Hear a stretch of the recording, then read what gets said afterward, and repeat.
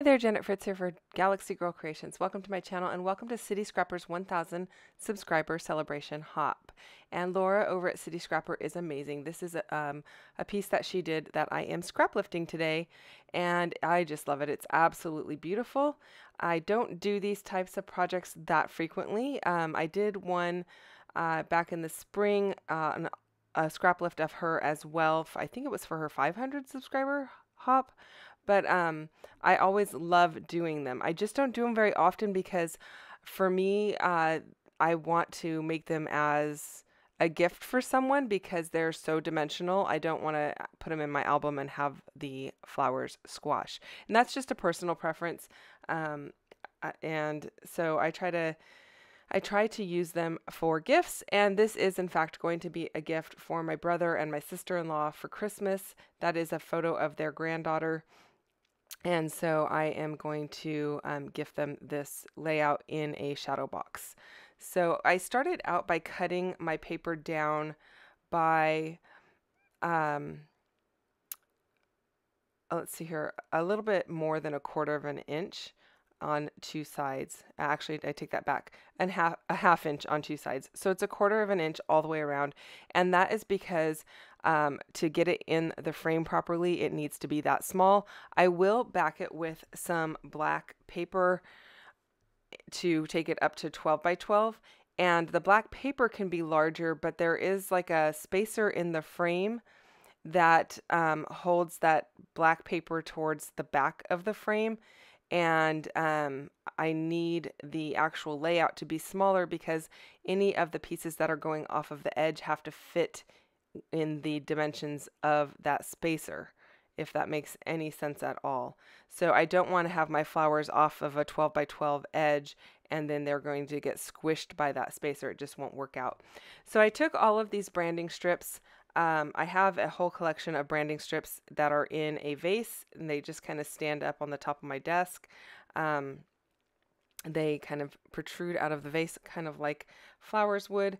And so I just went through those and I picked out some pinks, some greens, a little bit of burgundy, a little bit of blue. And that's what I'm doing. I'm just using those. And I'm starting out with a smaller piece of paper. I've just put some adhesive lines on to hold those strips in place. And I think that's what she did as well. I don't know if she used adhesive lines like I am doing, but she used another piece of paper. I did kind of see that on her video. I kind of tuned into it a little bit before just to kind of see what she did and went from there. Now my layout's going to be slightly different in the placement of the embellishments just because of the way that I put my strips down. I am inking all of my strips up in Wilted Violet, I believe is the name of the color. It is one of the purple colors of Distress ink, and I really like the way that it's looking. And I'm trying to pull, now I don't have a lot of purple in these strips, but I'm trying to pull things more towards the purple or burgundy side because I know I want to use some purple flowers on here. And they are not like a true purple. They're kind of like a dusty purple, and so that is what I am going with. And so I really like the way that it's coming out. I don't make you sit through watching me do all of the strips because it's very time consuming.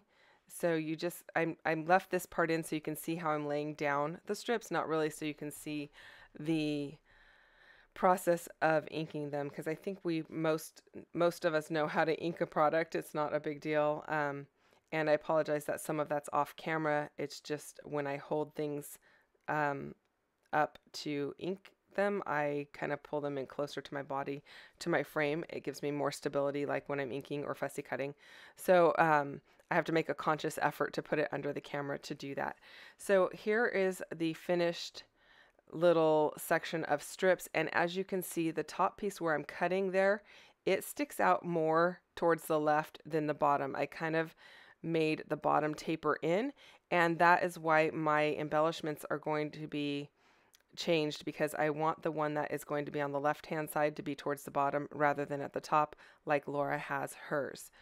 So just marking out where I'm going to trim this off, and so I can kind of figure that out and just cut it with my trimmer so I get a really nice straight edge. And then I also want to ink that up to match all of those other branding strips. And I'm liking how it's looking. I am going to trim a little bit of the border off of this photo because my printer prints it with a pretty wide border, and I didn't want that much of a white outline around her photo. So then I just take my pencil and I kind of mark where this is going to reside so that I can do a little mixed media. Laura also did mixed media on hers. And then I am using two shimmers, as you saw there. One is, I think it's All of You Truly. And the other one is, it's not Cantaloupe. I think it is Grapefruit. Yeah, I'm pretty sure it's Grapefruit. I didn't see it on the screen there because I wasn't looking at the screen as I was voicing. So hopefully you saw it. I will put links down below to the items that I am using that I have the names of for you in case that is something that you are interested in. So I am just using the packaging technique. I'm going around where I put those pencil lines, and I'm just double checking that I have it sticking out far enough. And then I kind of just go in with my paintbrush and dab some on in certain areas because I want it a little bit more vibrant than it currently is with the packaging technique. I am using some Vicki Boutin foundation paper, and my main reason for that is because I know it's going in a frame and I want it to hold up. I don't want the paper to start to slouch at all. And I am doing some mixed media on it, but it's not really a lot of mixed media like you would think I would need to use the foundation paper for. It's just the packaging technique. But like I said, I want it to make sure that it's going to hold up over time in that frame. I'm just cleaning off my brush so I can switch to the other color. And I'm just going to splatter a little bit of that around. I'm not putting a lot of that down with the packaging technique or anything like that. I'm just giving it some additional color in that olivey green color. Now it's not really a dark olive, it's kind of a light olive, and I really like the way that it looks. And so far I'm keeping everything kind of light on this layout. I am going to add some things that are a little bit darker as we get down the line here, but at the moment I'm just kind of keeping it light. So I do add a little bit of splatter that is it's Distress Oxide in Aged Mahogany, and that is one of the darker colors, and it's just bringing in that burgundy just a little bit more, that burgundy-ish purple. And you can see those are the purple flowers there. They're not that bright purple that you think of when you think of like Ariel or something like that from The Little Mermaid, those really vibrant purples. This is just that dusty kind of a purple, and I really like the way that it looks really toned down. It's not my go-to color. I am really more drawn towards working with the very vibrant colors, bold, brights. But I don't mind working with these. It's just not what I go to directly. So now I have pulled out some flowers in varying colors. Most of these are from Recollections, and they're super old. I've had them in the stash for years. So I don't even know that you can find them anymore. I don't know when I got them, but it's been ages.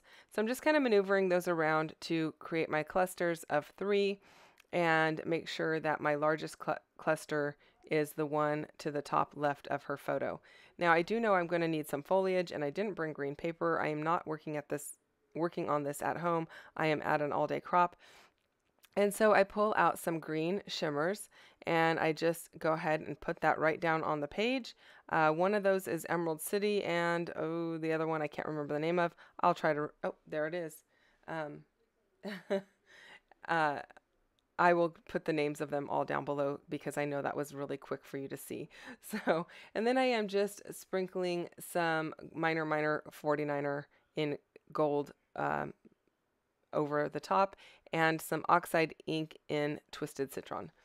And so just gonna let those dry to the side so that I can run them through the die cut machine, which I've already done. You can see the leaves at the bottom of the screen there, and they came out really soft and delicate, which I really like.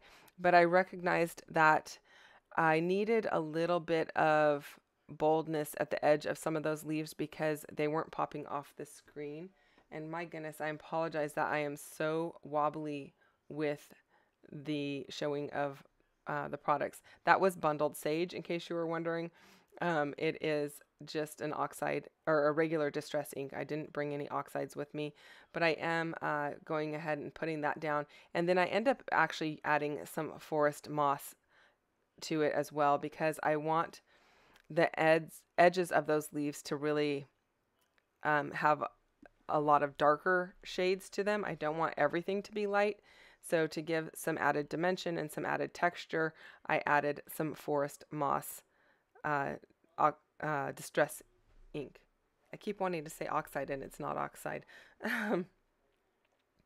Okay, and so I am just playing around with where everything is going, and I've got my leaves kind of tucked under there. Nothing is really glued down as of yet until right now. I add my glue to the back of my leaves, and then I decide, oh, I forgot, I totally wanted to put some texture paste on here.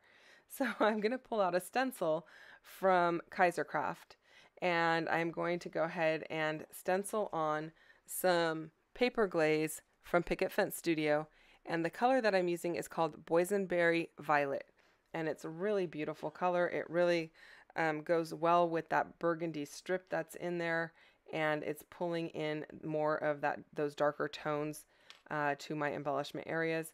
I'm going to cover a lot of it up, but it's just having a little bit peeking out just adds to the dimension and to the interest in the layout.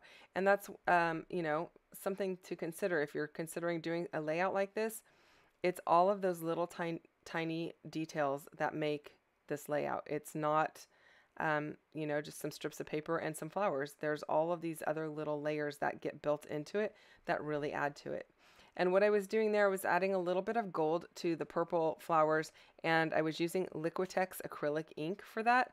And I have come to really like that ink, but you have to make sure you've got water on hand because it dries really quickly.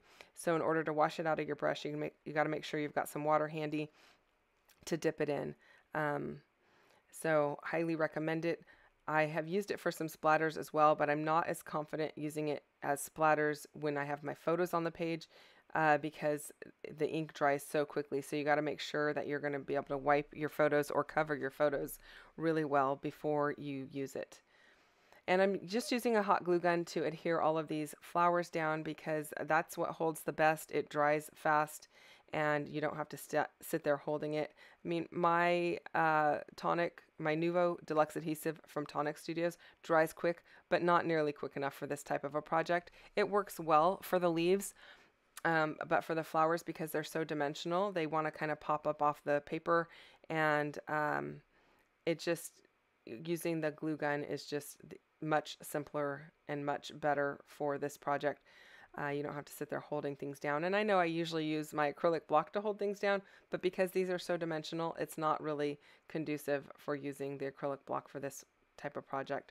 What I'm doing here is I'm just wiping the strings of the glue gun off of the photo, and they just wipe right off. It's not a big deal. You just wait for them to dry and they'll wipe away. And any other excess string that you have from the glue gun, like across the top of the flowers or whatever, if you just hit it with the heat gun for a few seconds, it all shrivels up and goes away. So that is my little tip for you. If you don't use a glue gun often, use a heat gun to kind of like blow those little strings off of the top of your flowers and stuff. So I'm just tucking in the leaves, and I'm kind of working in reverse a little bit. I've got my flowers down and then I tuck my leaves in, and that's just the way that I do these because you don't really know where you're going to put your leaves otherwise. That first set of leaves I kind of knew, but after that, you know, you just kind of want to tuck them under, so you don't put a lot of glue all the way around the bottom of your flower. You just put it at the center of the base and adhere it down. It will hold just fine with the glue gun, and that will allow you to tuck things underneath and have things peeking out from underneath the leaves or the foliage of the flowers, the petals. And so I'm really happy with the way that that's looking. And then I decided I want to put a couple of these strips of paper down here, which is just exactly what Laura did. She had some strips of paper, and I want to bring that burgundy color in again. And so I just tuck a little tiny bit of it. Again, it's not a full strip. It's just tucked under those flowers because I didn't put adhesive all the way to the edge of the flowers. It works out well. And then I am tucking in these little sprigs of pearls. and those have been in the stash for ages. I don't know where I got them. They're probably, I would have guessed, from the floral arranging area in your craft store. And so I'm just putting a little bit of the hot glue on it and tucking them in. And I like the way that it looks. I was considering putting some adhesive backed bling down in like swooshes or flourishes, but I decided to do this instead. I just thought it was kind of neat, and it gave it a little bit more of a free flow to it. Kind of, there's movement to it. If you kind of move the page around, they kind of dangle instead of being affixed to the page. And I like the way that that looks. And while I work on tucking those in, I'll remind you this is a celebration hop for Laura's 1,000 subscribers. She's probably beyond that by now. By the time we get our hops up, we've passed our milestones a little bit. So go leave her some love and go check out what she's doing on her channel. There's links to everybody playing along down below, everyone who is celebrating along with Laura. So go and check them out and leave them love. Laura is amazing. She's super talented. She is very, very kind and generous. She is a very sweet person. I have the added bonus that I get to Zoom with her periodically on Wednesdays, and so I really enjoy that. And she's just become a really good friend, and she's great to bounce things off of, and I just really enjoy her work and her style. So go and take a look at what she's got going on. So now to add in some darker colors, more of those darker tones, I pulled in this dark blue rose, and I really like the way that it looks. It's just adding a little bit of something to it, and it goes with it well because there are some of those banner strips or those strips of paper that are a lighter version of that color. So they are blue, and they're the same, like not really like a true blue. It's more like an aqua blue, and it's this jewel tone rose just kind of picks up on those colors. So I'm really liking the way that looks. And then I have like a grayish colored one as well, and I'm bringing that in also just to kind of keep building up my embellishment areas. And I really like the way that that's looking. And then I have these little tiny rose buds. I'm guessing they're rose buds anyway. And I just cut the wire backing. I don't cut it all the way down, but I cut it closer to the rose and then add my glue and adhere it down. I don't want to take the wire all the way out in case it's holding anything together, but I don't want a big piece of wire sticking out either. So that's what I'm doing with the scissors, and the Tim Holtz scissors cut it great. It's not a problem.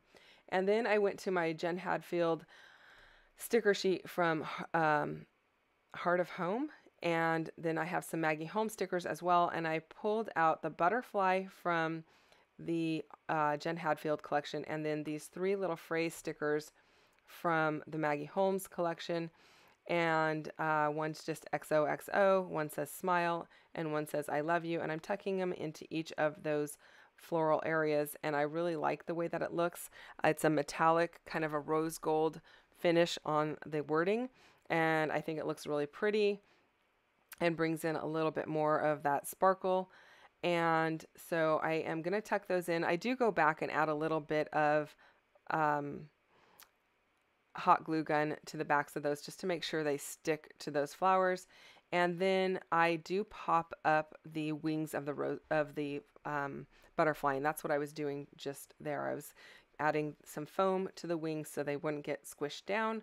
And then I have this label that is also from the Maggie Holmes collection, and I play around with where I want that. I decided I didn't want it right next to her face because it looked like a big ear, and then I didn't like it centered at the top. So I'm going to move it back down to where I originally had it, but out a little bit further, and I like that a whole lot better. So I'm going to tuck it in here, and I'm just going to stamp the date on it.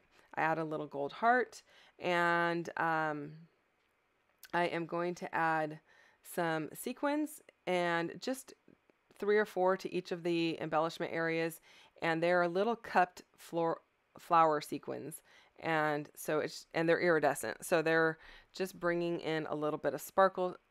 And I don't want a ton of them, I just want a few. I toyed with the idea of adding even more sequins, but in the long run, I decided not to do that. I decided to kind of keep it a little more simple. My brother and his wife are not super flashy people, so I thought that it would be a little bit better to keep it a little bit more minimal. And not to mention that I've already got the pearls on there, and so adding a lot of sequins or rhinestone type items would just kind of conflicted a little bit. If I added too much, they kind of not conflicted, but they competed with one another. So I wanted to keep it a little bit more simple, and so that's what I did. And again, I'm just using my liquid adhesive to adhere those down. It would be nearly impossible to adhere those with the glue gun. And then I had been looking for this pack of flowers. I could not find it, so I thought I was going to have to do without it. But then I ended up finding it right at the end. So I pulled in these little white flowers that have this teal writing on them, which kind of mimics the blue, the dark blue flowers. And so I just pulled one or two into each of the areas, just for added sparkle, but in that tealy blue color. I did not add any flowers that were actually turquoise or teal. They look turquoise on the screen, and they are turquoise flowers, but the writing on the white ones is more of a teal color.